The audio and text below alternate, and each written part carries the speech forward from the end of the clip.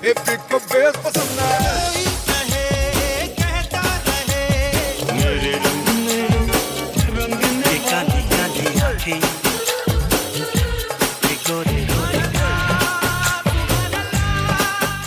everybody, you're listening to the Khandaan podcast by the You Podcast team, a bi-weekly podcast revisiting the movies of Amir Khan, Salman Khan and Shah Rukh Khan. Every show we pick a random year from 3 decades of collectively 300 films the Khans have done and let our listeners vote which movie we should talk about. So it's entirely up to you. Pick a team, make a vote, take us down nostalgia lane, punish us, or make us reassess a movie we dismissed. We love the Khans, most of us, sometimes. And we would love for you all to be part of our Khandaan, because when it comes to the Khans in Bollywood, nothing else really matters. Hi guys, we're back. It's a weird day today, I think. I don't know, I don't think we want to go into like politics and stuff like that. Although eventually we will, because we're going to be talking about Panipat trailer. What are we doing this episode? We're talking about the Panipat trailer. We're talking about the Pati Aur Woh trailer. I watched Drive, so you guys don't have to. And then our main review is Biwi No. 1, which we sat through for you guys. Amrita, guys, seriously, do you really think this poll thing is working for us? Like, or should we just abandon it at this point? Like, I was like really questioning, the life choices I've made. I think our audience is a bit kamina, and they've all like really latched onto this idea that they can make us suffer. Like, I don't know what we've done to them, like if we've like stolen their mother's Mangalsutra or something, but they're like chasing us down in the middle of the street and like making us watch terrible movies. Yeah, every week seems like, आज इनको मजा अच्छा खाते हैं फिर से. Yeah. No, but honestly, I do also feel like a lot of people genuinely love this movie. When it came out, or I don't know if people rewatch it, but I genuinely do feel that people still love this movie, which is very weird to me. But I guess we'll get into that a bit later on. Shall I just dive into it by talking a bit about Drive first?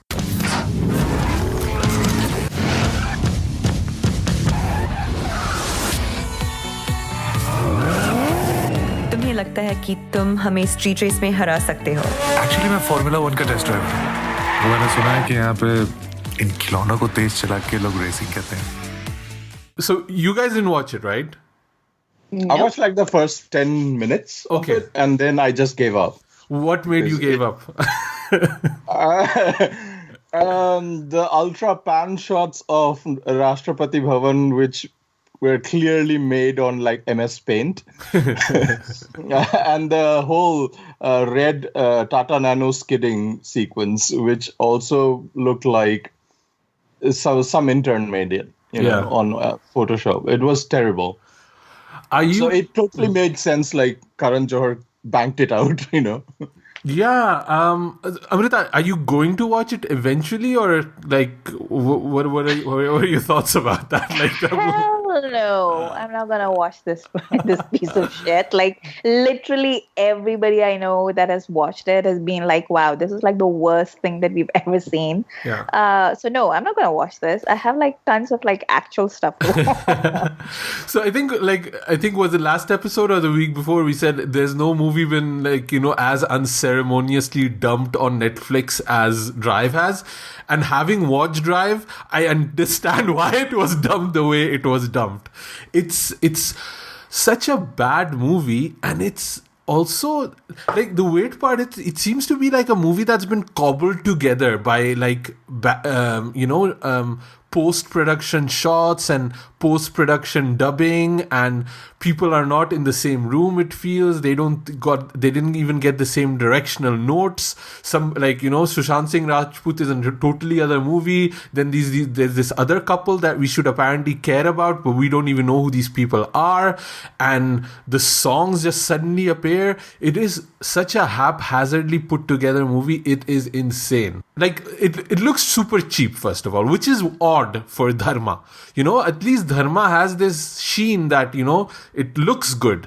Here, like, even the cars look super cheap. The paint on them looks like it's been, dented and painted together. Like, it has this very, like, I thought it was a remake of Drive, the Ryan Gosling movie. But it's more like like Italian Job meets Fast and Furious in a way. But there's like a lot of twists also going on, so there's a bit of Race 4 in there too. And but all of it's bad. It's really, really terrible. I don't know if even I need to, go into a big massive rant and like, tear this movie down, because it's just a waste of time. Even talking about it on the podcast is a waste of time. The only good part is Jacqueline Fernandez looks great and she dances great in Karma Badi Kamini Hai, but you can just watch that on YouTube. That's kind of the best part of the movie, I would say. But also, I think this is a movie that made her quit acting, right? Like she's like for a while taken a break. She went to New York and she did some acting courses and stuff like that. And I feel this is the movie that she was like, I'm done. I don't want to do this anymore. And I'm still not sold on Sushant Singh's Rajput. Is it still Rajput? No, he went to Sushant Singh, right? Nobody knows, nobody cares. I think, yeah. No. You're like literally Sujoy and I are like sitting here like checking our Twitter while you're talking about life. Both of us are like checked out. Yeah, so I'm not sold on this guy. I don't like him still, and he's super weird. Like, it's like watching him on screen in this movie makes you feel very, very uncomfortable. So I would not suggest anybody go watch Drive, and I really suggest whoever is dealing with the contents in Netflix India, hire somebody better, because they're not doing a good job of quality checking whatever you're dropping, tons of cash off to buy over.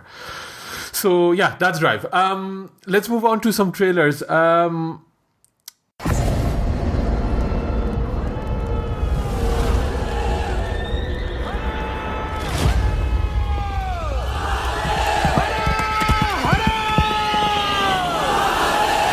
Shall we talk Panipat first? It's Panipat, right? Like Pani. Bharat भूमि के वो योद्धा Panipat, like जिनके लिए उनका धर्म और कर्म उनकी वीरता है.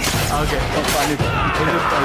I was just asking, like, I don't want to get like it's become a staple that I mispronounce things, so I just want to check. Yeah, Amrita, what did you think of the trailer? I mean, it's hilarious to me because it's like Sanjay Dutt and Arjun Kapoor and Kriti Sanon. I'm just like in an Ashutosh Gowarikar historical about Panipat. I'm just like I don't know. Like, everybody's been making the same joke about how they're just doing Ranveer from like two different movies and they just parceled it out to like two different people.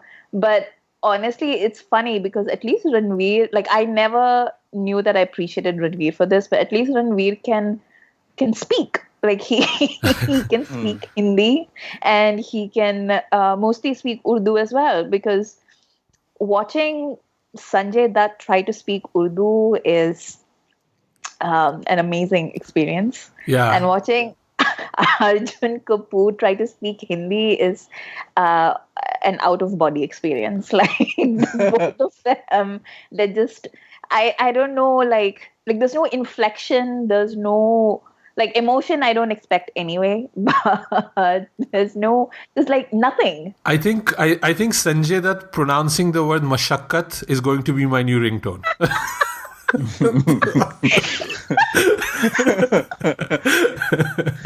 It's amazing that he's like saying all these, like, these heavy dialogues, but he makes it sound like he's Munna Bhai. Hey, mashakkat karega kya? I mean, I don't want to sound like a classist, but like there's an accent problem. It's not even a pronunciation problem; it's an accent problem. Like, both of them just cannot. I was just laughing the entire time. And the other thing is also, this is unfortunate for Kriti Sanon, but it looks like she just walked over from the Houseful 4 set. Yes. Yeah. I noticed that too, and I was like, oh no. But I think Ashutosh Gowarikar should just give up on the idea that he should keep on making these historicals, and how much time and effort and research that goes into, like, even Sanjay Khan did all that research to make Tipu Sultan, and everything in Panipat looks as mediocre in quality and production value as what we had in the 90s with sort of Tipu Sultan. It's just like Sanjay Dutt, and everybody's like slinging swords and shit, and everybody feels like they are already half dead by the time they lift the sword, you know? It's just...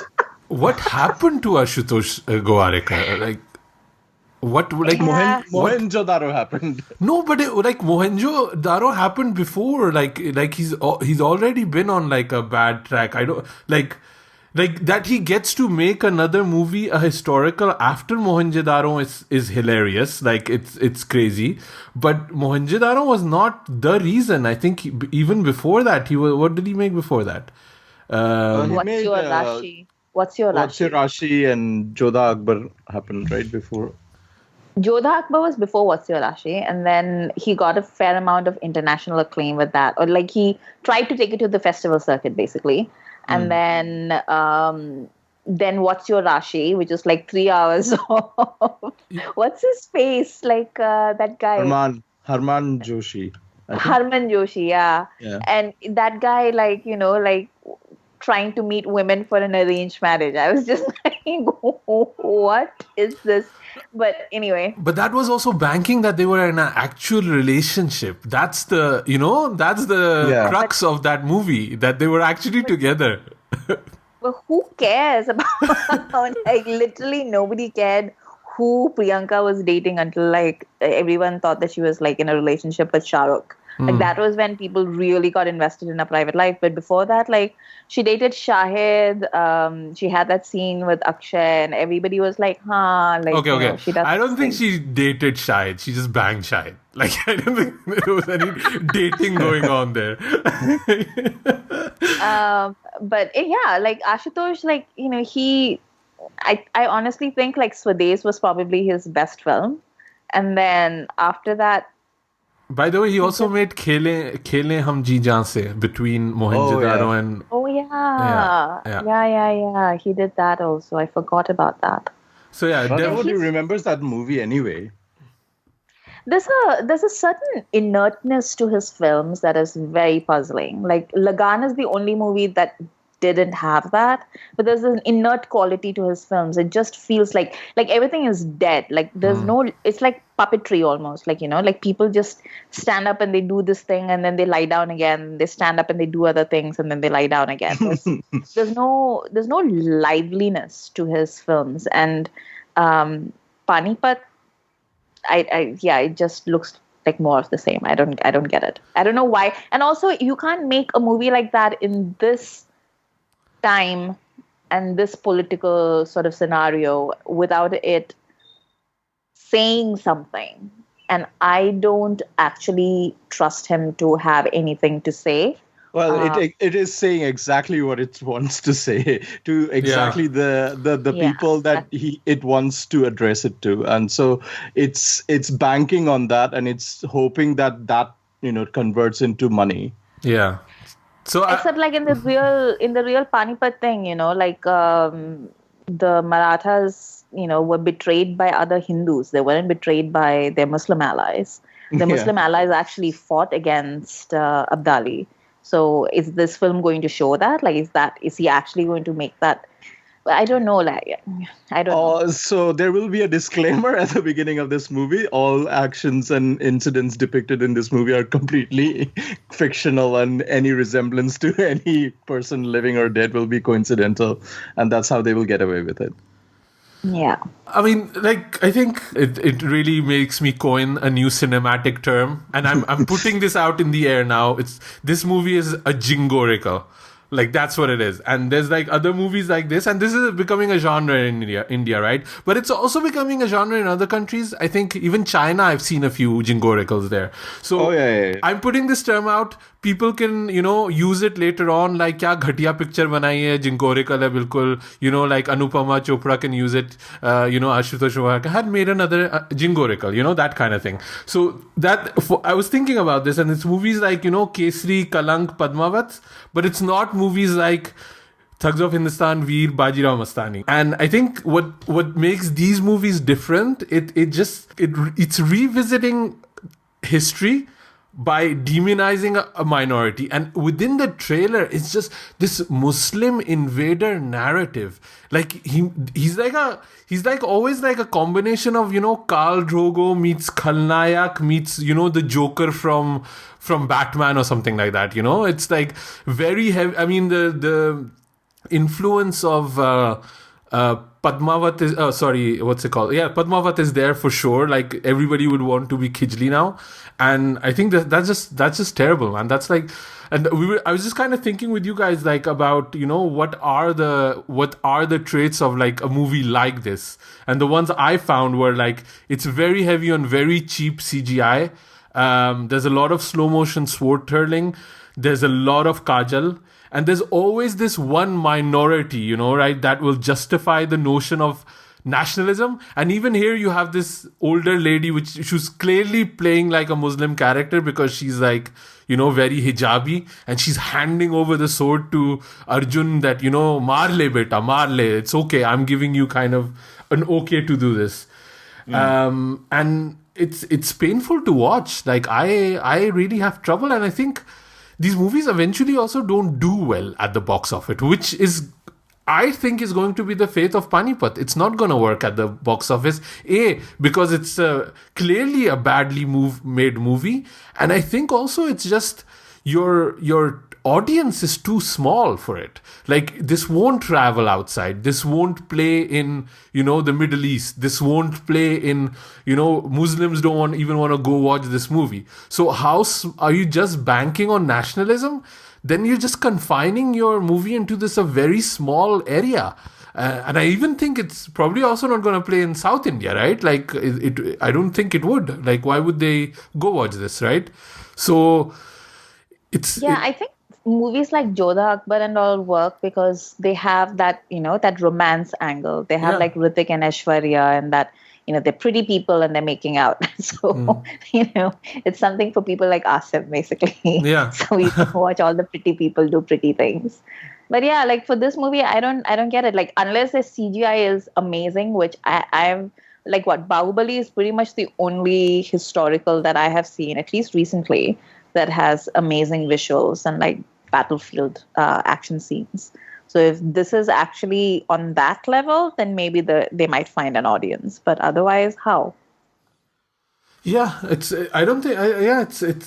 plus it's tiring to watch these movies that you just feel like you feel shit after watching a trailer even, right? Like, why would I want to go and sit through that, like, where, just people are getting chopped up and like this guy is like, being the big bad Muslim invader. I'm definitely not gonna watch Panipat, and I'm putting my money here now that this movie is gonna flop terribly. Nobody's gonna go watch it.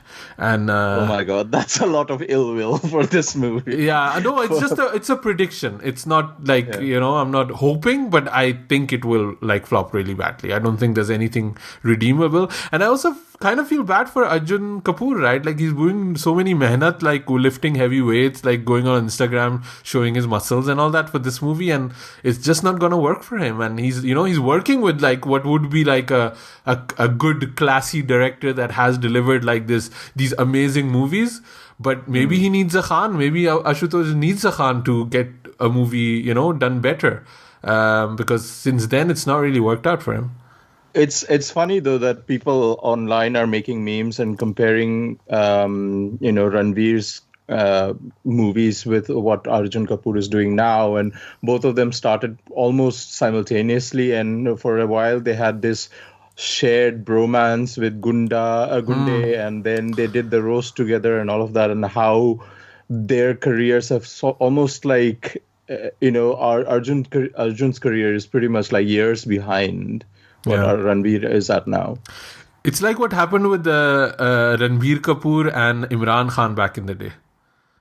Yeah, exactly. They were like also bromancing together. They were going to do an Andaz Apna Apna sequel and stuff like that. And then, it's... But, I mean, who didn't see that coming in either of those cases? Because both Ranveer and Ranveer can act. Yeah. Imran has a very pleasant screen presence, but that's about it. And Arjun doesn't even have that. So then... Arjun Kapoor just looks really high, or he just sucks out the energy of the room. Yeah. And I feel bad because I can see that he's putting like a lot of hard work into it. And he's a smart really guy too. Like I've seen him talk like on like there was like this film festival and he was like with filmmakers and stuff like that. And he seems a smart guy. He seems to understand the business. He loves movies. But that doesn't necessarily translate into him becoming the on-screen lead. Right. There can be other ways to channel that energy into maybe movie making or whatever, because he's already in the business. But that doesn't necessarily mean Arjun Kapoor needs to be the lead guy. He could have, if he just took a track to be like a film director or a film producer or something like that, you know. So yeah, it's a shame. It's a shame for him. It's it's not looking good for these guys. Let's move on to let's go to Patni Aur Woh, which have both Naya Panda and my other favorite, right? Kartik Aryan, who's playing Chintu Tyagi. Okay, so the best thing about this movie is I think I saw somebody on Twitter, make an abbreviation of this. It's now being called Papaw because it's PPAW. It's funny as hell, and that's the only positive thing that I can think about this movie. Everything sucks. Sorry, I don't get the reference. What Papaw? What does that mean? It just looks like a reference to a small dog or something, Papaw. It's funny when you see it. Yeah, I mean, I don't like any of these people. The idea that, a guy like Kartik Aryan would be forced into a marriage with a woman like Bhumi Pednikar is already stupid. She's like 7,000, levels above him. And then he gets to complain about it.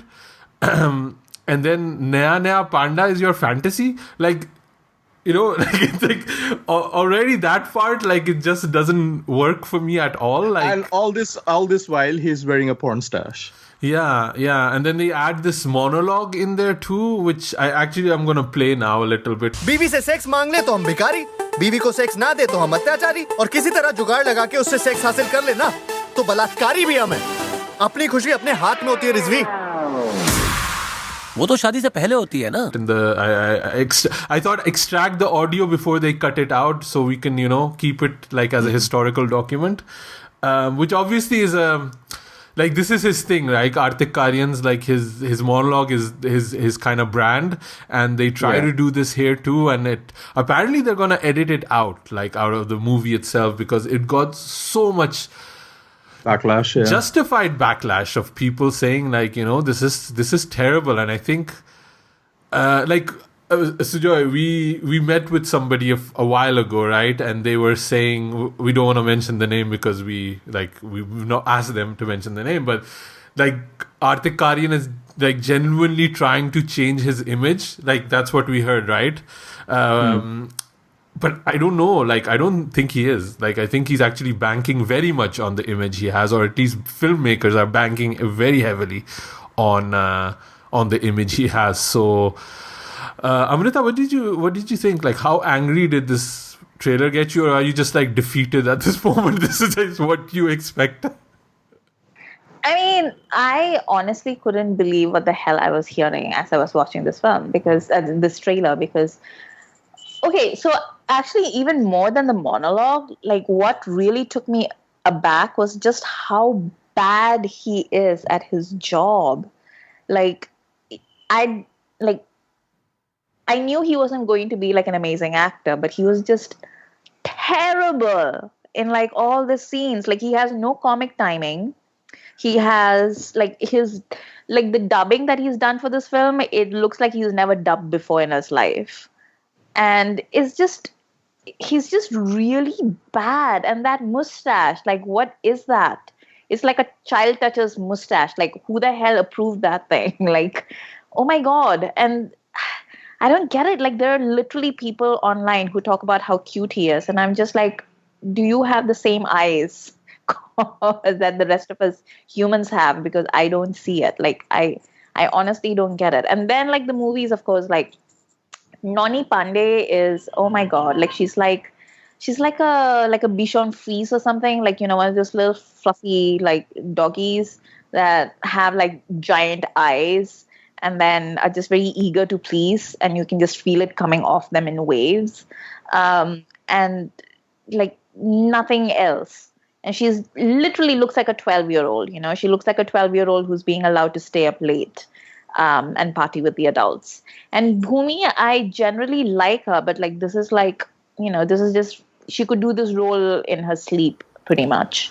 But she's been doing some like weird moves lately, Bhumi. I don't know what's up with her. Like the blackface. Yeah, the blackface. I also saw her like on Instagram. She was like doing some kind of weird ad and like the weirdest poses. Like I'm not one to comment on fashion and models and stuff like that, but it just looked very like weird and unnatural. And I know she's made like even with the Sant Ki Aankh, they also made some weird ageist comments. And like, did you guys read that interview Anna Vetikar did with the filmmaker of Sant Ki Aankh? Yes. Oh dear Lord, it's one of like the most brave things like in terms of an interview I've read in ages. So shout out to Anna Vetikar for that. It's an amazing read.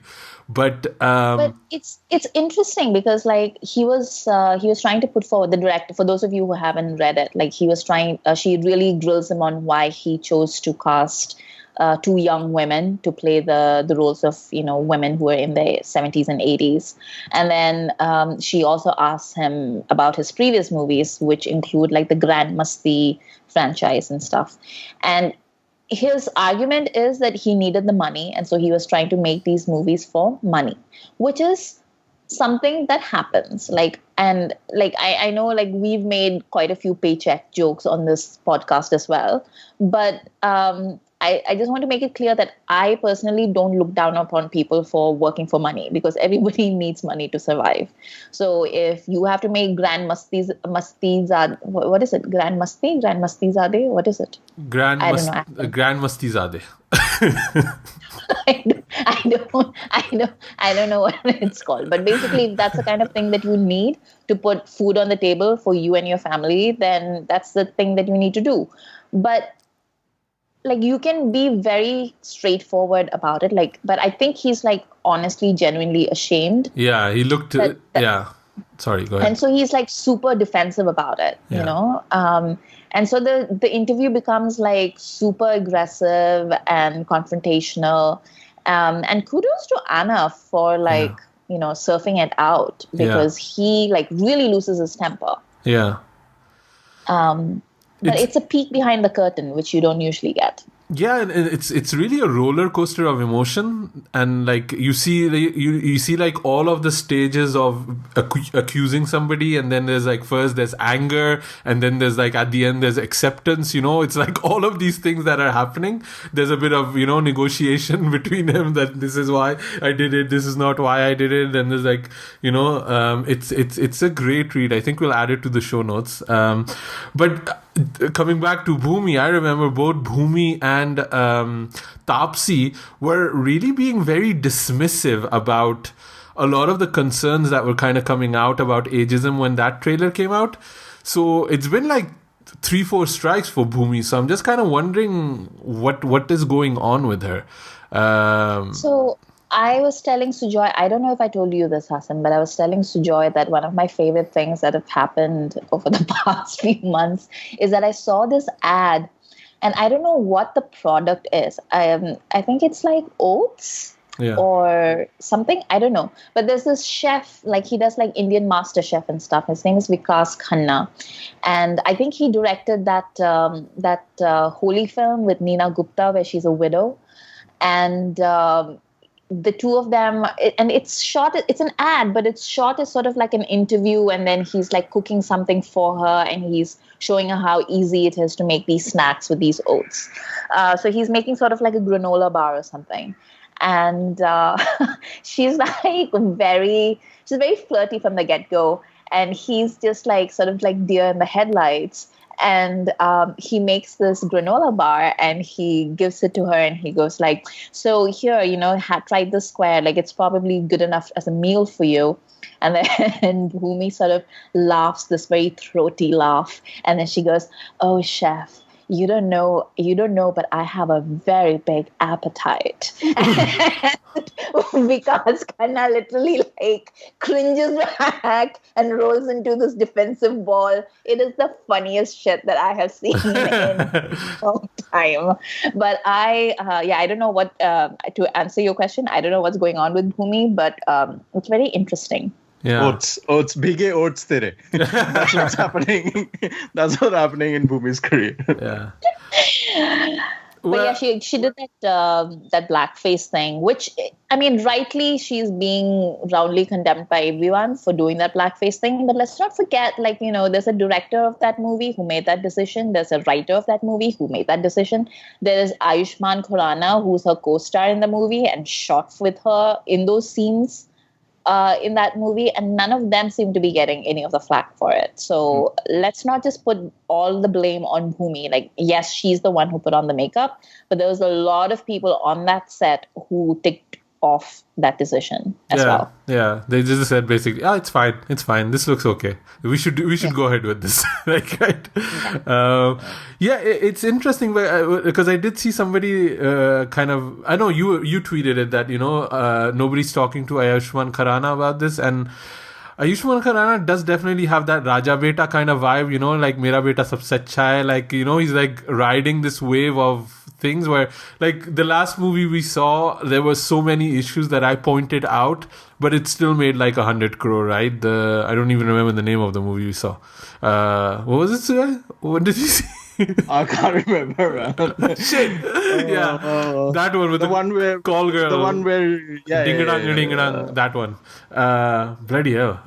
We're getting old. Dream Girl. Yeah, that's the one. Yeah, there were so many issues with that movie, and there's clearly so many issues with Bala.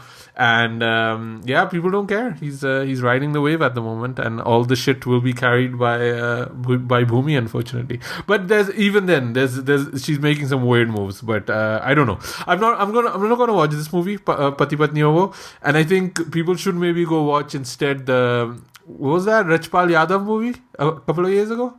Remember that one where he was like, Meri Patni Aur Woh. Yeah, go watch that one. That was really cool. Like, he's short and his wife is tall, and I really like that movie when I watched it.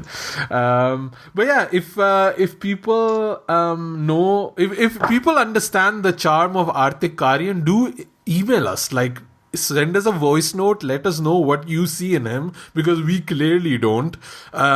If you are looking forward to Panipat, send us a message, or even if you have other examples of jingoricals, I would love to hear all of that. You can send us a short voice message. I'm just explaining this because a lot of people have asked me and like told me how this works. Just send us a short 30 seconds, a minute. We're not a call-in show on radio, so not longer than that. Let us know where you're from and send it to youpodcasting@gmail.com. Let's move on to our main review, which is BV number 1. But yeah, what we'll be doing next episode, we're going to be putting up a poll. We're going to be taking 1 week off, and then so the next episode will be in 3 weeks' time instead of 2 weeks' time. Hope that's fine with you guys. And we're going to be talking about Khan movies produced by Yash Raj, right? Not Yash Chopra, but Yash Raj, the studio. So that's going to be movies like Fana, Mohabbatein, Tigers in the Hai. We're going to be doing the ones that we haven't talked about yet. So the poll will go up. You can vote for it. And that's it. So this week we're talking about BV number 1. कोई बोले मुझे आजा आजा handsome, कोई बोले मुझे hi hello Samson, मैं सबसे नंबर 1। शादी के बाद बीवी की नजरों में मैं कोई वैल्यू नहीं होती क्या? ऐ मेरी बोटी नहीं, अगदा गोला है, इसे मेरे अलावा और कोई हैंडल नहीं कर सकता। If you don't mind, मैं चेक कर दूं? I love you. I love you too. मैं तुमसे कितना प्यार करता हूँ, कितना प्यार करता हूँ। पापा आ गए। Yeah, I got it was between this and Partner, right? And I was actually thinking Dilwale Dulhanam Le Jayenge would kind of take it. But initially it had like a good pull, but BV number 1 just kind of took it. And I'm just saying, like, I'm not sure this is like people making us watch a movie that they think we will hate. I think people actually like this movie, or they have fond memories of this movie. And I just wanted to read from Wikipedia, because I'll just be honest. Like, I watched this movie when it came out. I hated the movie back then, and I never rewatched it again. So this was the first time in like 20 years I'm actually watching Biwi number one. What did you guys like? Have you rewatched it? Do you have any? Do you remember how it was when the first time you watched Yes. it? You do? Sujoy, this is all you. Yeah, I remember watching it on cable TV long time back. When remember in 1999 when cable TV was in our households, and you used to get all these promotions of movies, and they were just random scenes. Like, nobody used to know how to cut a trailer then, and you used to get random scenes of Salman being thrown a plate on him, and Karisma is about to throw the lamp on him, and then there is the next scene with Anil Kapoor and Tabu arguing. The entire movie is actually that. There is no you think there is no art and craft into the making of a Hindi trailer back then.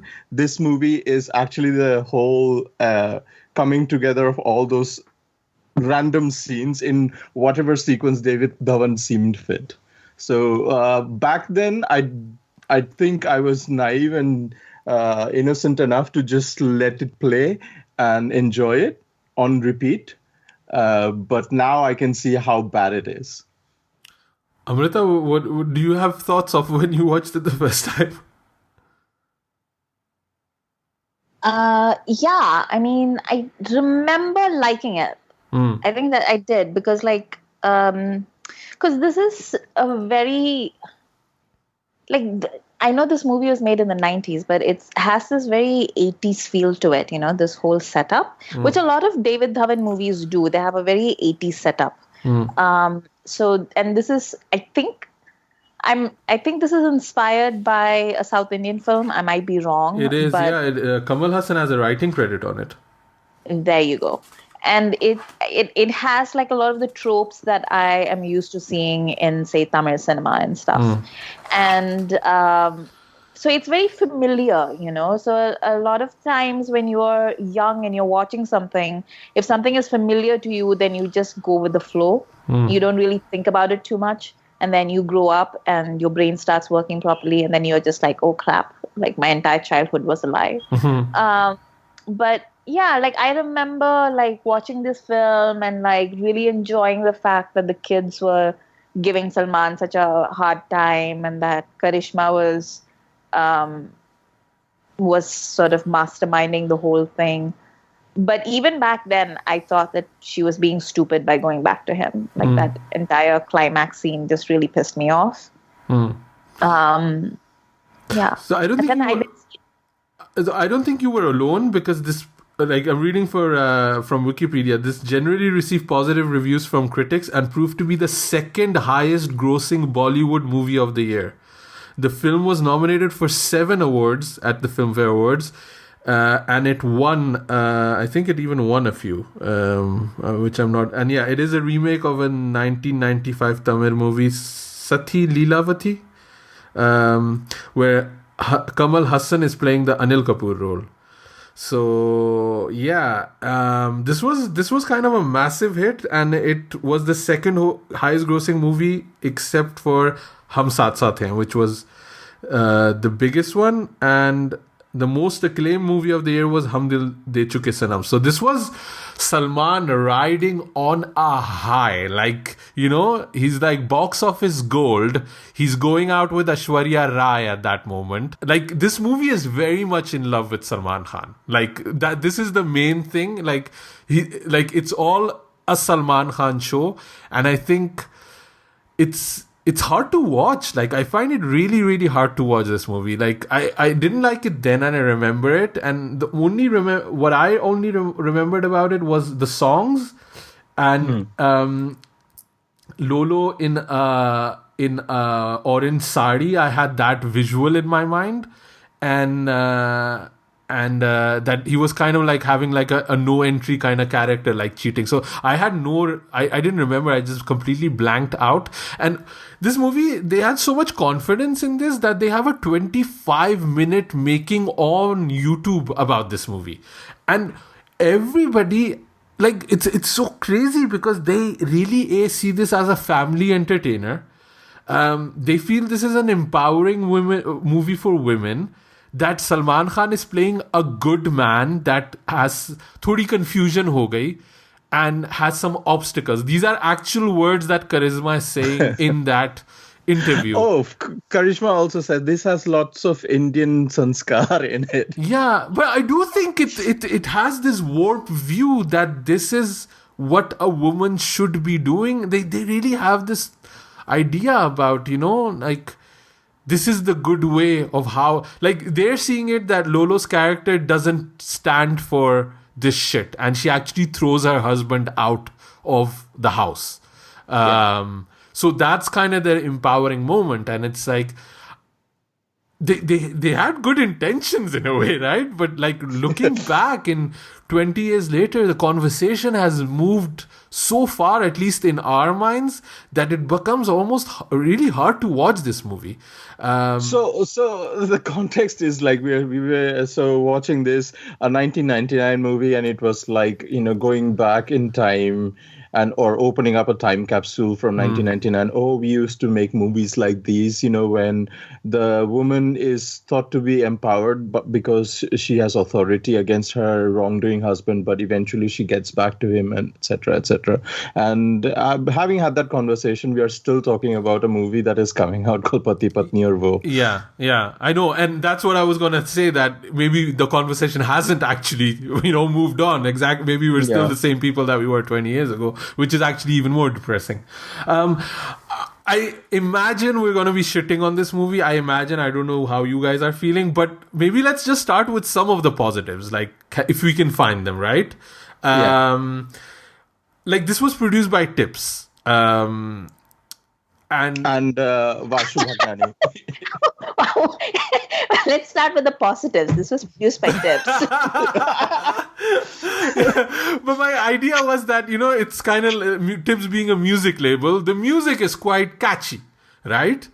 That's what I was kind of going for. But the depressing thing is all the money made by this movie has gone into the making of Jackie Bhagnani's career. So do you think that's positive? Yeah, that was another thing, that like Vashu Bhagnani was kind of a name like then, right? Like, he's delivered so many hits and he's very clear. I was like, wow, this was a thing. But I think also a lot of people like the songs, and I think why? Because one part of it that is Salman and Karisma have amazing chemistry together. They look so good, and they look so good with the movie giving them nothing. Like, there's no choreography. Even the songs, even the songs, you can clearly see these songs were composed within 2 minutes by Anu Malik on a harmonium. You can actually, like... You want me to do the impression? Please do. Like, do Ishq Chandni Hai. Do that one. Like, you can... No. The best one is Jangal Hai Aadhi Raat. Oh God. And he also sings Mujhe Maaf Karna Om Sai. No, but the best one is when he's like super confident, like, and this is actually confirmed in the making of he's like, I'll do the rap kind of thing, like, we were number one, baby, we were number one, and it's his own voice. It's not processed at all. It's live from the throat. And it's like, wow, this was a thing. Like, he was like so on top of the charts, and he was, Anu Malik was the guy. And when you go back and you listen, like, now with so many sexual harassment stories have come out for him, like, even if he hadn't harassed women, Anu Malik is a douchebag. He's like, you can see it on his face, he's a douche, right? But then, like, these horrific stories that have come out, it's just like, it's so weird, like, he was like at the height of his power with this movie. And he, like, these songs are in a way terrible, but they're so catchy. I've been singing Sona Sona Beba Sona Sona since I saw the movie, and I hate myself for it. A lot of them actually are bops, and they stand up to the test of time. Like if you listen to Chunari Chunari today, like it's still like it slaps. Like it's really good song. Yeah. You know. Yeah. But like a part of it is has got to do with Monsoon Wedding as well. Yeah. It found a second life in that movie, and it's just instant connection of Chunari Chunari with Monsoon Wedding, but it still is a bop. Yeah. But the title song, I like the picturization of some of these songs. I'm just like, what were you thinking? Like the title song, there's that insane clown that shows up in the middle of the children's toys. Yeah. And I'm like, I don't remember like it being in this film. Like, are we supposed to think that Salman Khan is keeping two dwarfs in the house to entertain his children? Is that what's happening? Yeah. But I think that's the whole idea of how David Dhawan sees Rais people live like. You know, you see Coolie number 1 or Hero number 1 and Deewana Mastana. They have these mansion-like houses with weird sort of decor, and in their bedroom, Mona Lisa is hanging for some reason. But it's weird because they're super rich. They also make a point to say that Salman Khan is a self-made millionaire or billionaire, but Lolo is also super middle class. Like the way she which I had like trouble with. Like if they're bajillionaires, like they clearly seem to be, like he just bought her a house, a mansion for Sushmita Sen, right? But then she's like also like, no, like 3.5 crore kharch ho jayenge, like family holiday pe 12 lakh kharch ho jayenge. Like that part I didn't get, like what is she trying to do, and why does she not have any servants in that huge ass house? Like, I mean, this movie is definitely like hashtag all men are terrible for sure, but like clearly also this movie is made only by men, I think, right? So it's this idea of, oh, tum to, you know, ghar gharasti mein, you know, reh gayi and all that. Is like, she probably didn't ask for that, you know, like there's no way that... But the weird part is Lolo is the one who is being made to say that, you know, the husband didn't expect her to become that, but the Biwi is like, oh, but shaadi ke baad sab badal jata hai and all of that. But that's actually the writers mouthing the lines through the Biwi character. But I think it's like this, and even like, you know, the Kartik Aryan movie, it speaks to a frustration of these men that their women do not want to sleep with them. Like, you know, that's basically the crux of all of this frustration is sexual frustration. Like, and again, it's so confusing because Salman Khan clearly loves his family at the start of the movie. He's very much in love with his wife, right? But he just immediately cheats on her with Sushmita Sen the moment she comes in, because Lolo doesn't want to go Nausibara. Like he asks his, like, you know, chalti hai kya cinema? And she's like, no, I've got bachchon ko padhana hai, khana banana hai. And he's like, okay, I'm going to bang Sushmita Sen. Like the character is a horrible person, but because it's Salman playing it, they cannot make Salman be horrible. So they have to still make him a hero to a certain point. And it just makes for a very weird... What's even like disturbing is Salman calls everybody Mera Bacha. Oh God, it's it's like, you know, some sort of term of endearment that somebody uses with somebody who's very intimate to them, but he's using it for everyone. So kind of says like, I don't know, he's not that in love with his wife probably. Yeah, I mean, he's cheating on her, so I would probably say yes, he's not that in love with his wife. But he's also like such a chauvinist throughout this film. Like, you know, like, you know, the moment like she steps out of the house, he's just like, how dare you? Like, how dare you dress like that? How dare you like dance in public and all that kind of stuff? But also like, yeah, it's just a very confused character, and it's clearly been written by men, like you were saying. Like this is a movie that could only be written by a bunch of like clueless, frustrated uncles. Like I clearly feel like Salman has just like improvised entire scenes and sequences in this movie. And I probably think this "Mera Bachcha" line probably comes from Salman too, weirdly. Like, the thing is at the start, Sushmita also doesn't know that this guy is married, right? Which is also a very funny scene, because she randomly, she's going in for an interview for Salman's company, which actually I don't know what they do in this company, but they do need models for whatever they do.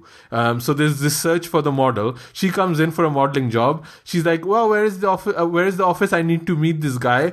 And then it's like a big reveal that Salman is the guy actually that's interviewing. And she's like, oh, it's you. How could it be you? And it's like, it's just some random dude you just saw in the hall. It's not such a big deal, right? You could have just said, hey, I'm the one you're doing an interview with. Let's go in together, right? Like, it's not like a big thing. But even then, it's like, so she doesn't know he's married. And then when they have their affair and she discovers he's actually married, Salman has this weird scene where it's like half comedy, half tragedy, and then they all jump into the water, and then they have the Mehboob Mere song. Mehboob Mere is with Anil Kapoor, which is also like, oh my god, Anil Kapoor and Tabu, man, why were they in this movie? Like my first reaction was like, Saif is in here, Tabu is in here, Anil Kapoor is there, David Dhawan made this movie, like sabka bad time kharab chal raha hai na, like that kind of thing.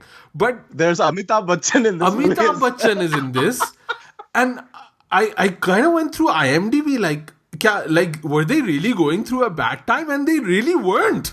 They were like fully on board. Like, this is not the period of, what was that movie where Amitabh had white hair, Arman or something like that? And that was like a bad time for Anil Kapoor, right? He couldn't find like what he wanted to do. But this was immediately after Virasat and Gharwali Baharwali. So it wasn't a bad time for Anil Kapoor.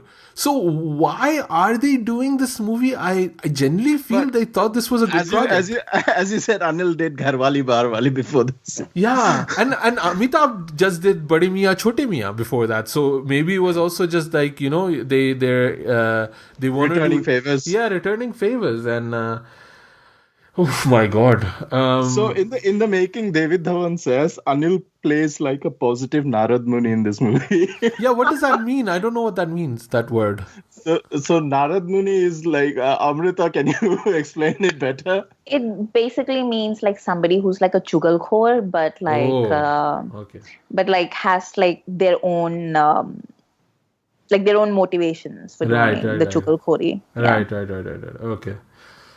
Is there an English word for chugalkhor? Like a snitch, but they're not. Narad Muni is not a snitch.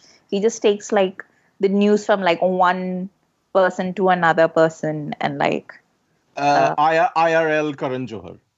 Yeah, basically. Yeah, Karan is like the Narad Muni of Bollywood. That's what basically is.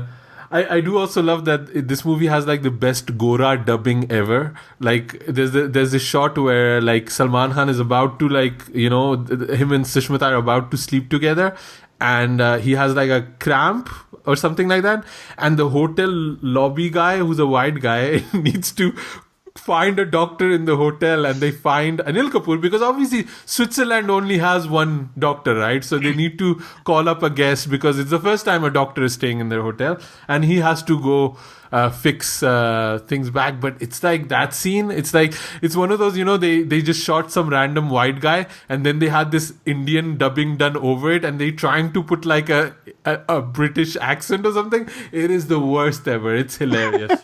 It's all happening in Kolava, man. It's not even Switzerland. Yeah. My favorite piece of dialogue is in the beginning where Saif's character tells Sushmita that Rupali. he's in love with her. He tells her that he's in love with her and wants to marry her, and then Sushmita says the most amazing thing. She's like, like I have majbooris, and then he's like, what majboori? And then she's like, I'm a gold digger. She's like, I grew up, like, she didn't even grow up poor. She's like, I grew up middle class, but I want to marry somebody who's rich. Like, इन सब सपनों को पूरा करने के लिए मैं पूना से बॉम्बे आया. Which is like, I came from Birmingham to London.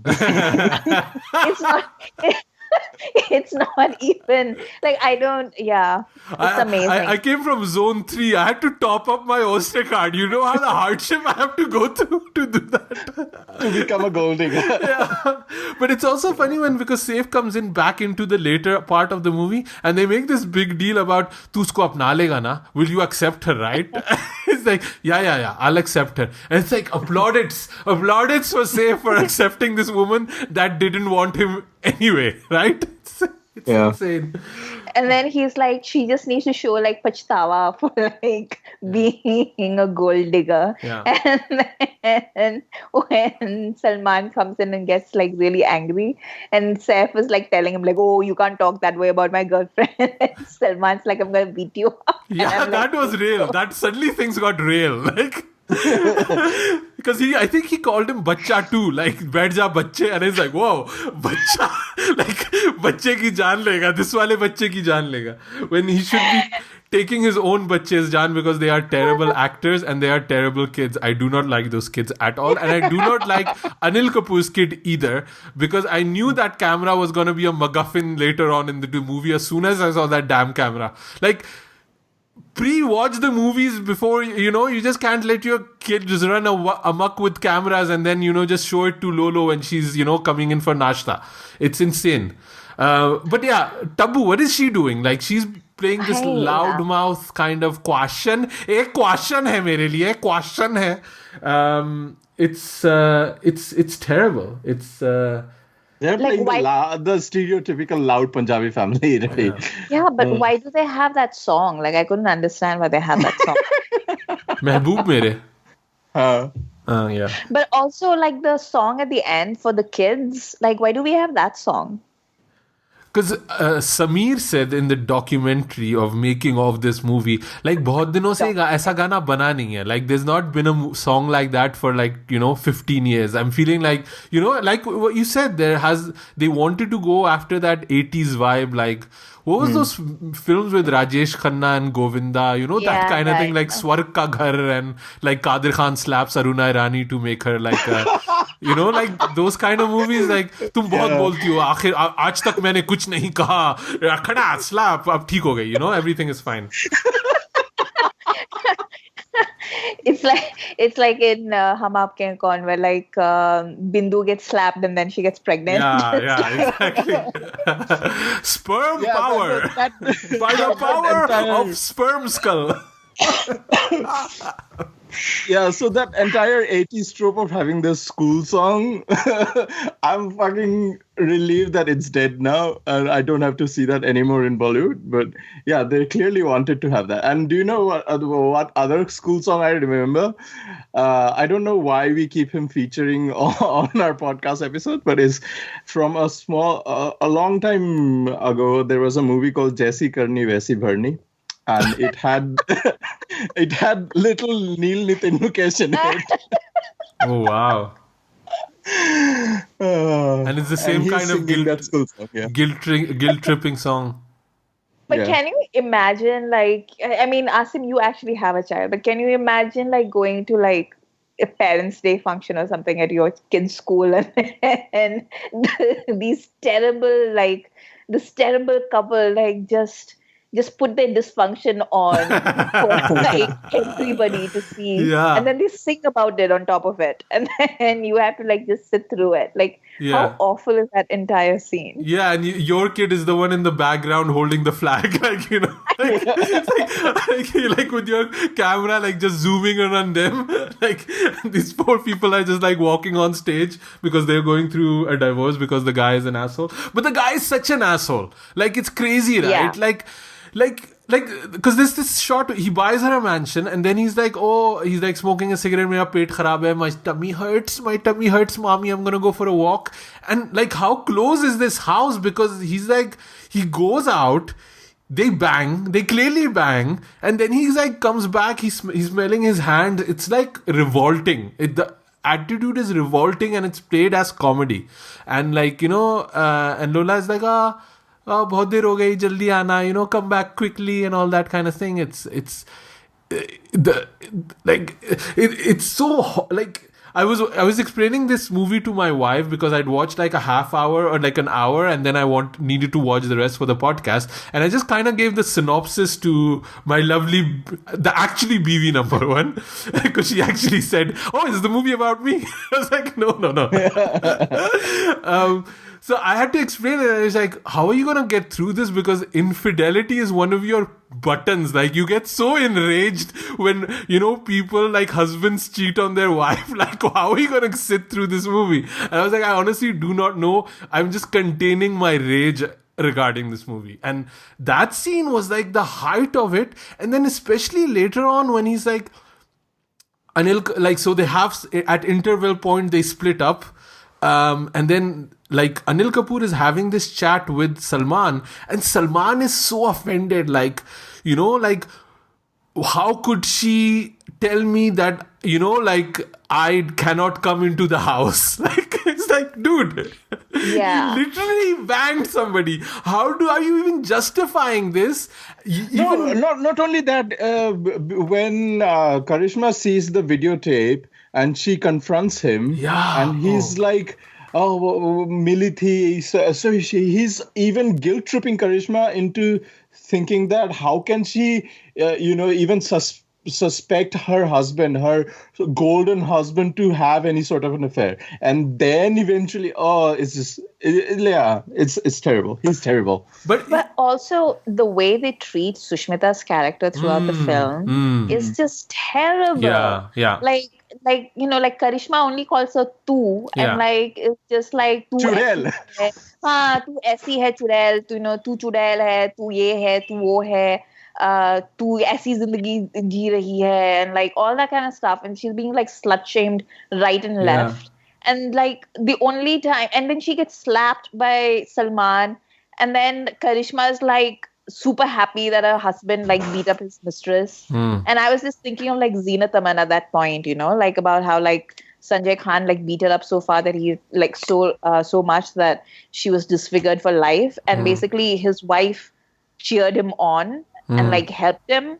And I was just like, yeah, like this sounds like very Bollywood to me. And then afterwards, like the only time that, you know, Sushmita stands up to Salman a little bit is when like she and Saif are together and Salman is losing his temper, and he's like basically calling her a slut. Yeah. And she says, well, before you call me names, you should maybe look at what you did, because you were the married one. Yeah. And then he tries to assault her, and like Anil had to like, you know, drag him out. And I'm just like, well, here is something like, you know, like Salman 2.0 will never do, because it hits a little too close to his actual personality, I suppose.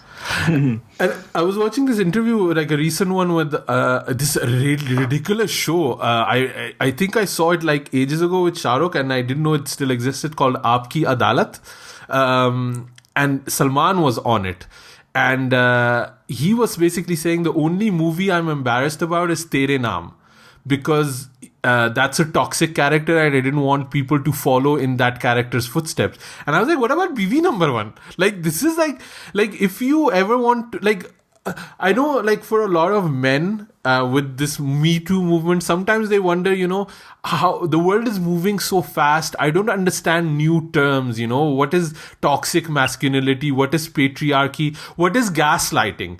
So if you do not know what gaslighting is, go watch this movie in the sequence where, you know, Karisma Kapoor watches the movie and figures out that her man is cheating on her. What Salman Khan does is gaslighting, you know, like it's terrible. And even the movie, when Karisma watches her husband with this woman, there's like a comedic background sound in the background. Like it's like this, like I was just asking, what is the tone of this movie? What are you trying to convey to us? And immediately, like, you know, 80s trope again, Gulcharre and Rangraliyan, those words are used again. And it's but again, coming back to Sushmita, it's also weird because like in the second half, the comedy sequences that Karisma is not taking this anymore. I'm gonna send my kids and my mother-in-law to Sushmita's house, because even Karisma seems to hate her kids and her mother-in-law. So it is this clear burden she's putting on Sushmita, like, you take care of them now.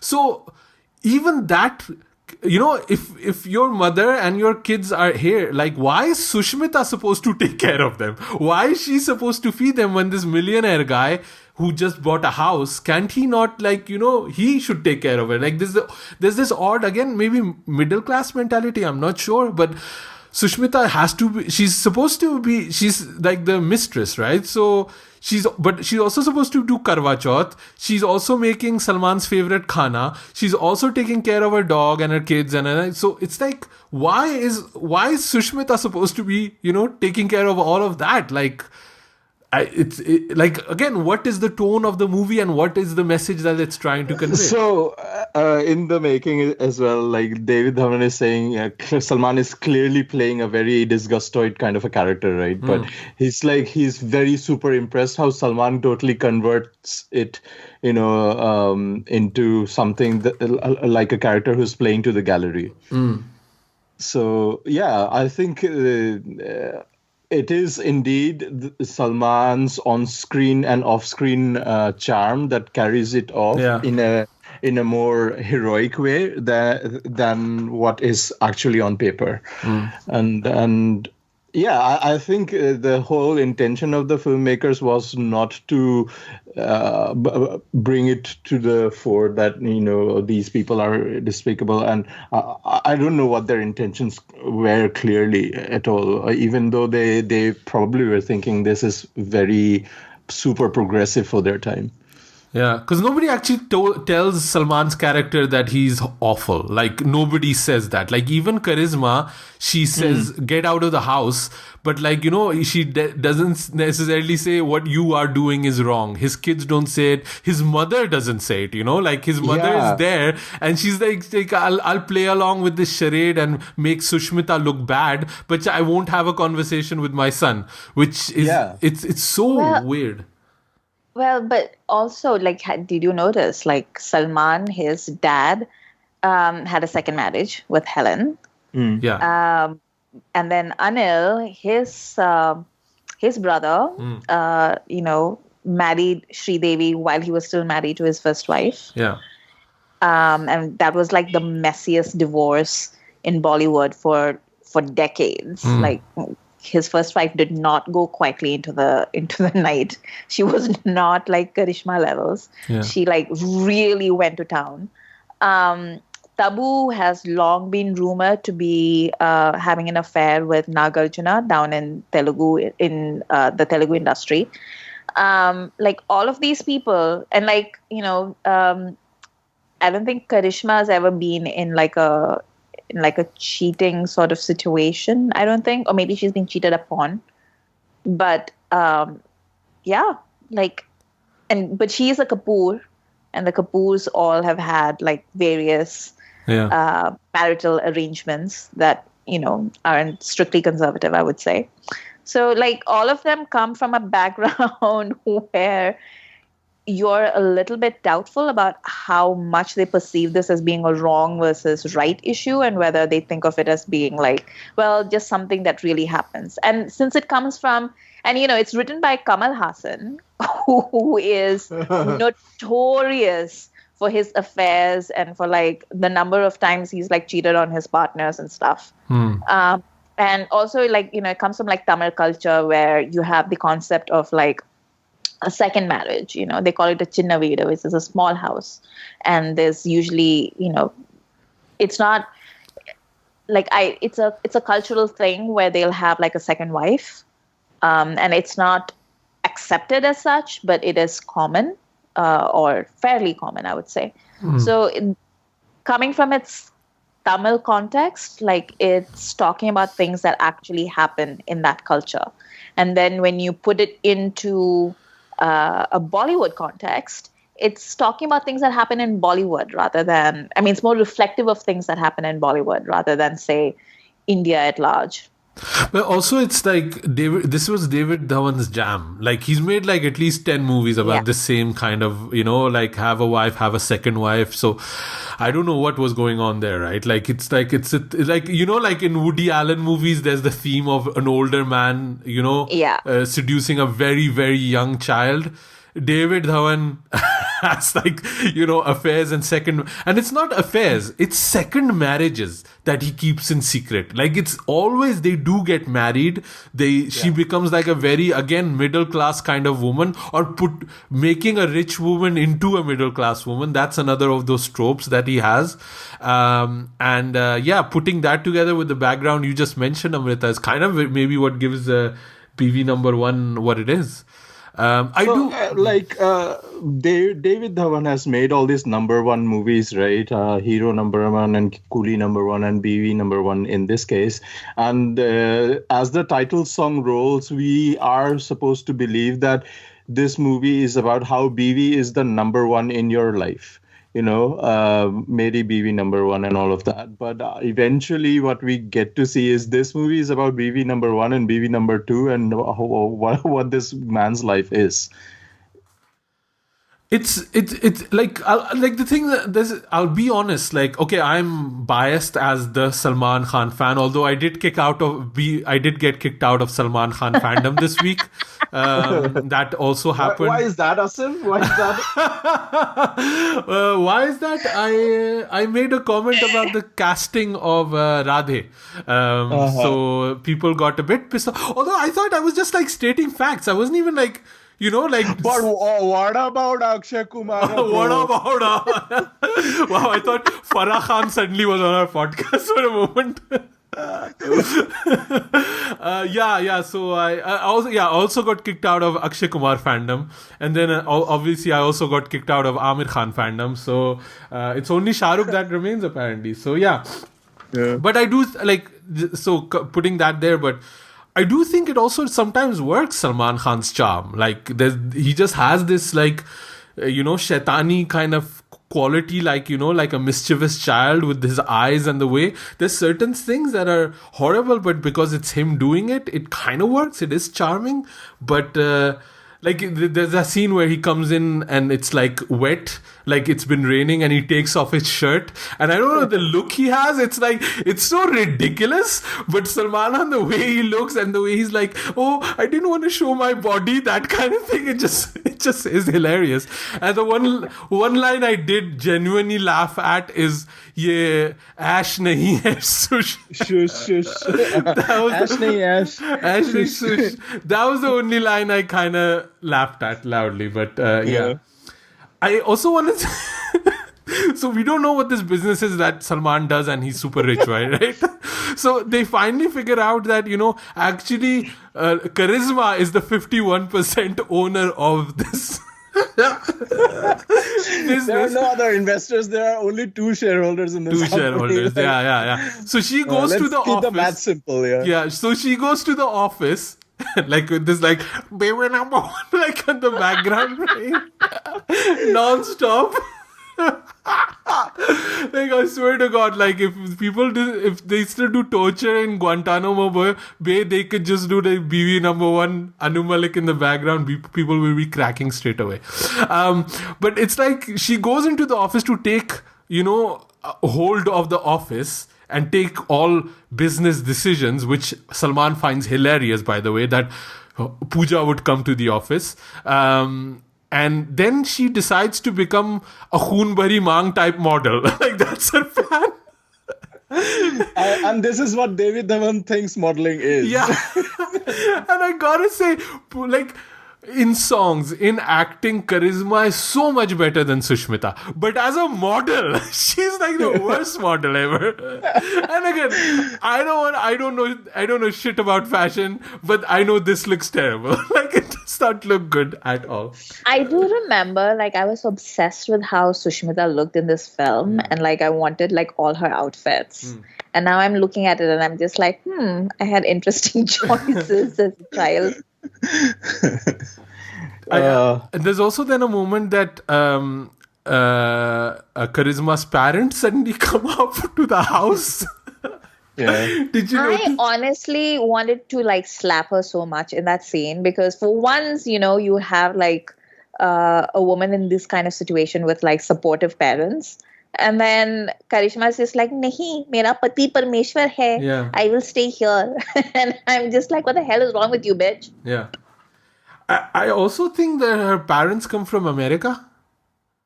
Yeah, so she's supposed to be from a rich family who like married Prem when he was poor, and then somehow Prem made a lot of money. Like the scene is like only 2 minutes. They come in from America, I think. The dad goes full Raja Hindustani for like, immediately. He's like, yeah, tere liye, he wasn't ever worth you. And then he just goes back home. And basically why I think they're from America, because they offer the same solutions that Americans give to their gun problem. They basically give thoughts and prayers to Karishma. And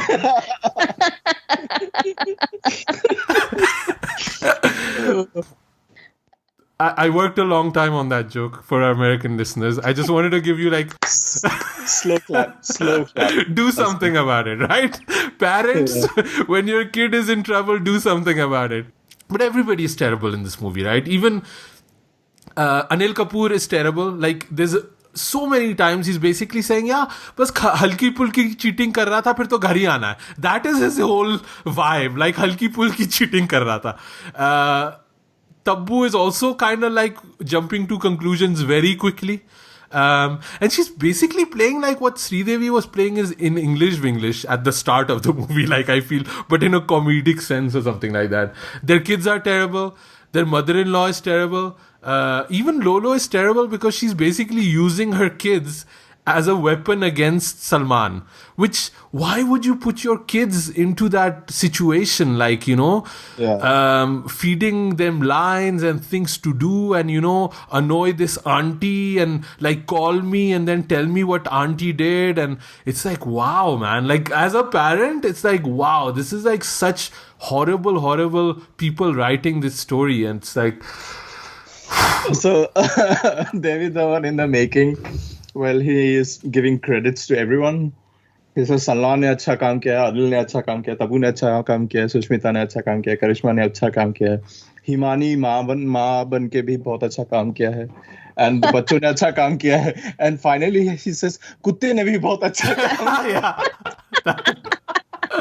I also like, he also says, and there's this new boy in this too, Saif. I was like, what? Saif was a new boy? Like, Rupali. Oh, God. Oh, we have a sequel to Rani now. Did they call her Rupali Walia, by the way? Yeah. Yeah, okay. Just wanted to confirm that. And yeah, then there's also the Hi Mirchi song, which is... Like, so Anil Kapoor, who's playing a Punjabi, right, in this movie, twice he dresses up as another Punjabi, he keeps the accent, and he fools Salman into being another guy.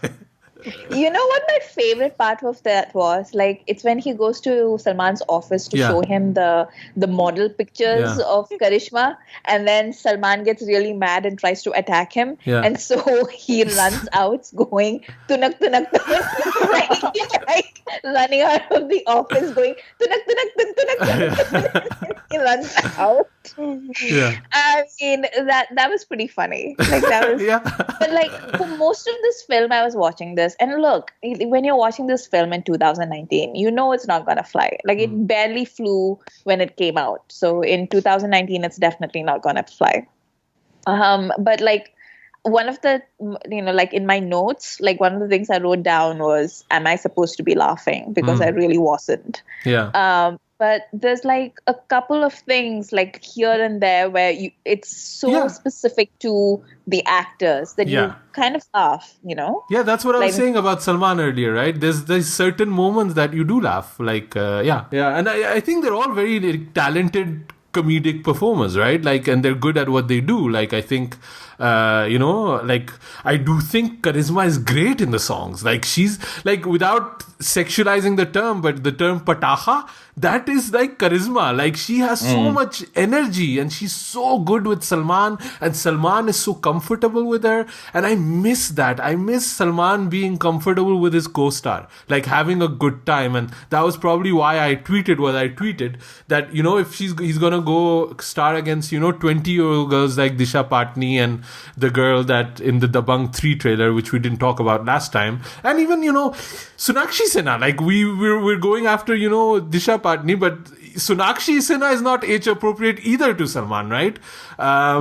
It's I miss him with Karisma. That's what I miss. I miss him with Preeti. Just that photo of him with Preeti wearing the most, like, she got that cop uniform at a sex shop. Clearly, that is something that she uses in her marriage. Like, that is way too sexy of a cop costume. But they look so good together. They clearly have more fun together than he would have with these young girls. And that part I miss. That part I revisiting Biwi number 1, I was like, yeah, those were like kind of good times, Like Sushmita got the 2 banger songs, right? Sona Sona and Chunari Chunari. But with whatever little Karishma is given with Jangal Hai Adhi Raat, she's just flying, man. Yeah, that's actually my favorite song, just because of Karisma in it. Like, she's so good in it. Like, although I didn't understand the setting of that song, was that supposed to be when they were going out back in the day, or was that like she says? No, because her mother-in-law basically comes and says the number one advice, he's only leaving you because he's not excited by you sexually. Except she says it like in a like a mother-in-law polite kind of way, the usual bullshit. And so she like tries to jazz up their marriage again. But I guess Salman still wants that half an hour, as he was saying, with Sushmita. But so somebody on Twitter says it's neither Jungle nor Adhi Raat. It's such a lame song. We were all fed lies. And also, like, whoever did the costumes for this film really hated Karishma. Like, Lolo's outfits are truly bizarre, and it's only because Lolo's Lolo that she can carry off any of it. Yeah, I think they were probably good at the time, no? Like, wasn't this fashionable? There's a few of I even think they use some B-roll from Hero Number 1, because she's wearing very similar outfits, like similar with the extensions, and she's like against a pole or something like that. So I don't know if it was supposed to be look good then, but I think she looks amazing. Like, yeah, the costumes are great, but she is amazing, and I miss her on screen. There's also like a rape scene in this, suddenly, like a comedy rape scene. Like, what that about? Was that? So are those guys like his friends? I didn't know if she hired them to make Salman step in and make him feel protected, or Salman, like Salman wouldn't hire these people, but they were also like people that, and what was she buying? Like, why is she like on the street alone in India, like buying sugar packets from a thele wala? Like, she's a billionaire. I know. It doesn't make any sense. And they're like, iska husband chhod gaya hai, aao gate pe rape kare. Like, what is this? But also, like, they clearly know. Like, all of these people know each other. Yeah. Like, Prem knows these guys. These guys know Prem and Pooja. And, like, he comes and he's like, main kaun hu? And then they're like, you're Prem, apna bhai. And then he's like, ye kaun hai? And then they're like, oh, like, bhabhi. Yeah. And I'm like, what the hell? Like, what are you trying to say? Like, what is this? What is this scene? Yeah, it just seems like they added things for it for no rhyme or reason. And then the ending of the scene is when Salman has saved his wife from these rapists, and she says, you don't know the value of whatever marriage and stuff like that. He says, ye sunne ke liye hi bachaya tha. Like, oh my God. Like, I was like, who wrote this crap, right? Like, is he saying that? I don't even know I don't even want to express what he's saying with that line, but it just disgusted me. I vomited in my mouth and I had to like swallow it back in because there was no sink near me. It was terrible. This is what this movie did to me. It's really bad. And also like the ending, the climax of this movie, because came out of nowhere. BV number 1 is not Karisma. BV number 1 is Tabu, apparently. Because like this is this 10-minute chase sequence at the end, because Salman and Karisma, that thing has been resolved. Like he goes, I think what David Dhawan was doing was he was channeling Sanjay Leela Bansali's Hum Dil De Chuke Sanam, because in Hum Dil De Chuke Sanam, I don't know if you guys remember that Salman has these monologues with his dad who's in the sky. Remember, like he's dead and he's like, very angrily, like, why did you do this to me, and where are you taking me, and like all this anger that he has. And this is what he's doing. Like David Dhawan is like, wee, tere patni aayegi, wee. Like what is Salman doing? I don't know. But they get together, and then 15 minutes is like this chase sequence between Anil Kapoor and Tabu in a jeep with kids and stuff like that. They crash. Tabu is bleeding from her forehead. And Anil Kapoor says, "Tu hi to hai BV number 1." Like, that's the end of the movie. And I don't know. And then Mehboob Mere. Yeah. That's the song they put in. Not even BV number 1, BV number 1.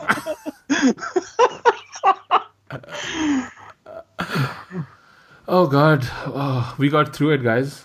I think that's the only thing we can say. We got through it.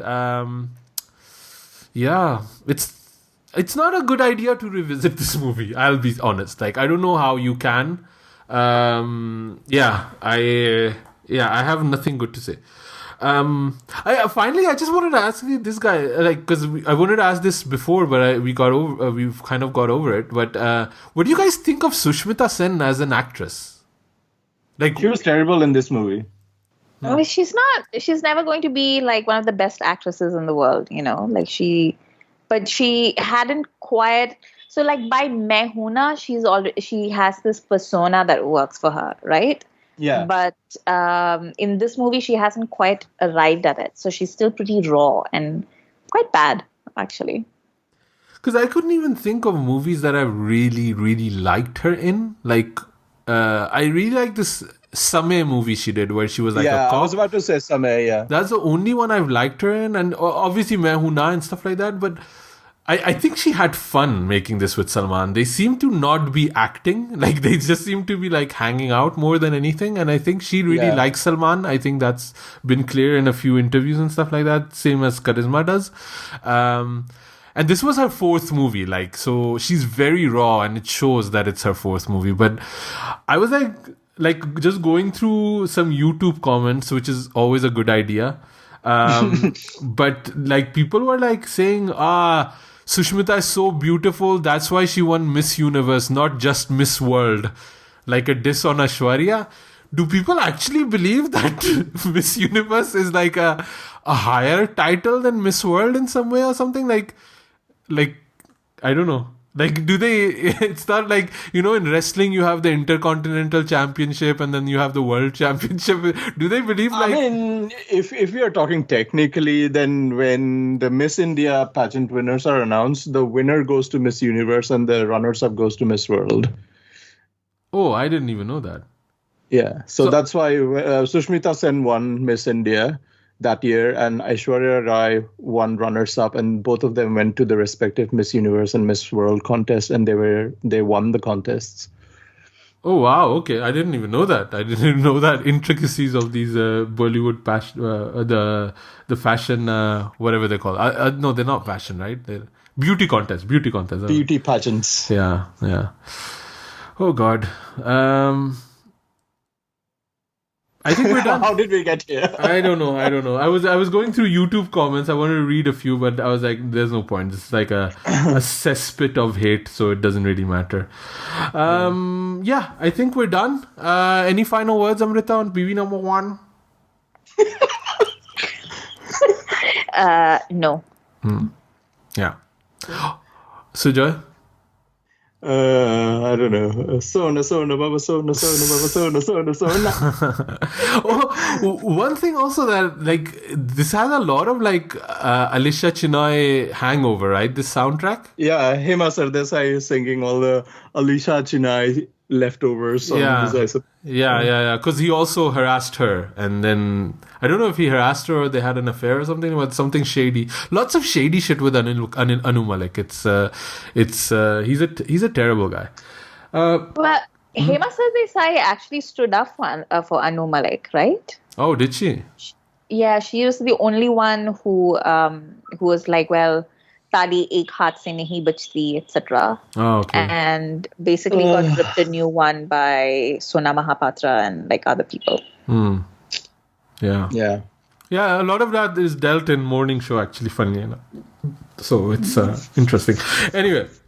So I think that's the end of the show. I hope you guys enjoyed it. I'm sorry for the guys that really truly appreciate and like this movie. I'd love to hear from you what you like about it. But first, don't just rely on your nostalgia. Go back and rewatch this movie and then think over it. Yeah. Because I think if you are just thinking of the songs and stuff like that, or you just watch the song quickly on YouTube, or like some of the comedy bits or something like that. Maybe, I don't know. But I don't recommend people go watch this movie. Like, I had so many people tell me that they watched Tum Mere Ho because of the podcast. Even my sister. And I was like, this was not my intention. Like, it's not my intention that you go watch these bad movies. Like, and Biwi No. 1 is a really bad movie. So, I don't know. Yeah, I would love to hear what you guys... I have a question. Like, so we had a question. Do it like Tabu. We had 5 movies on the poll, right? Yeah. What would you have picked rather than BB number 1? So we have Partner, Dulhan Hum Le Jayenge, Mujhse Shaadi Karogi, Maine Pyar Kyun Kiya, which is another Sushmita movie. Amrita, what would you have chosen? Sorry, I completely just... For this poll, which other movie would you have chosen? For this? Yeah. Instead of... Dulhan Hum Le Jayenge. Dulhan, okay. Yeah, I chose Dulhan Hum Le Jayenge. Which I've recently rewatched and is also a terrible movie. But it's slightly better than BB No. 1 because there's more charisma in it for sure. You guys know what I choose, right? Like there's Katrina Kaif in one, so there's no choice. Yeah, exactly.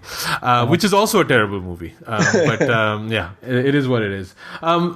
So this poll is over in any case. Next poll will be the Khans working with Yashraj. We'll put the poll up. You can vote in it. We'll come back in 3 weeks' time because scheduling and we need a little bit of a break, man. We've watched 2 back-to-back terrible movies. So go back, listen to the other episodes. There's been a lot of anniversaries, so you can maybe catch a hashtag and watch re-listen to those episodes. And Amrita, where can people find you online? You can find me on Twitter at Amrita IQ. Sujoy? I'm on Twitter and Instagram at 9E3K. Creating viral content again, Sujoy. I'm at Asim Bernie. I have a new DP because Amrita made fun of me. So you can comment on that. And like any voice notes about all of the things, I'm really genuinely curious. I have more questions than answer for this podcast, so drop us one at youpodcasting@gmail.com, and we'll be back very soon with a new episode. And thanks for listening, guys. Khandaan Podcast on the acting class.